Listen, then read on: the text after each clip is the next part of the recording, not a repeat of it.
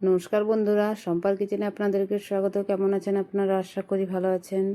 আমিও ভালো আছি। দেখুন, আজকে বানাচ্ছি নিম বেগুন। তাই কেমন করে নিম বেগুন বানাবো আপনাদেরকে দেখাচ্ছি। প্রথমে শুকনো কড়াইয়ে আমি নিম পাতাগুলোকে ছাড়িয়ে নিয়েছি। তারপরে এটাকে ভেজে নেব, খুব ভালো করে খরা খরা করে ভেজে নেব, যাতে নিম পাতাটা জলদি চুর হয়ে যায়। আর কাঁচার মধ্যে দিতে গেলে চুর হবে না, তাই শুকনো কড়াইয়ে আগে ভেজে নিতে হবে। শুকনো কড়াইয়ে আমি ভেজে নিচ্ছি। দেখুন, আমার ভাজা হচ্ছে, খরা খরা হবে। তারপর আমি এটাকে নামিয়ে নেব। এটাকে নামিয়ে নিচ্ছি। দেখুন, আমার হয়ে গেল ভাজা। তারপরে কড়াইতে আমি তেল দিয়ে দেব। আর বেগুনটাকে দেখুন ছোটো ছোটো করে কেটে রেখেছি।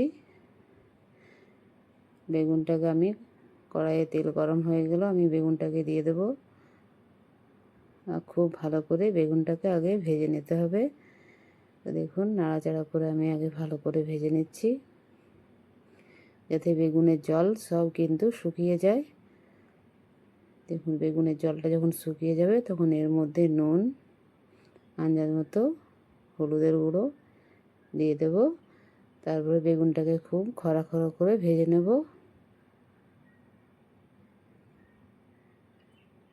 দেখুন, আমি ভেজে নিচ্ছি। বেগুনটা যখন আমার ভাজা হয়ে যাবে তখন আমি নিম পাতাটাকে দিয়ে দেবো। শুকনো ভাতের সাথে কিন্তু খেতে দুর্দান্ত লাগে।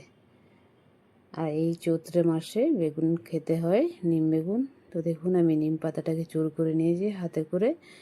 এরপর আমি দিয়ে দেবো এর মধ্যে, আর খুব ভালো করে ভাজে নেব। দেখবেন একটা খুব মিষ্টি গন্ধ বার হবে নিম থেকে। নিমটাকে যখন তেলে ভাজবেন এত দারুণ গন্ধটা লাগে, মনে হয় নিম পাতা দিয়ে ভাত খাওয়া হয়ে যাবে। খেতেও খুব টেস্টি হয়। শুকনো ভাতের সাথে খাবেন। আর পেঁয়াজ কুচি করে নিয়ে নেবেন। পেঁয়াজ কুচি করে নিম পাতাটাকে মেখে খাবেন, খুব কিন্তু খেতে ভালো লাগে, খুব টেস্টি হয়। তো আমার ভিডিওটা কেমন হচ্ছে অবশ্যই কমেন্ট করে বলবেন আপনারা, লাইক শেয়ার করবেন।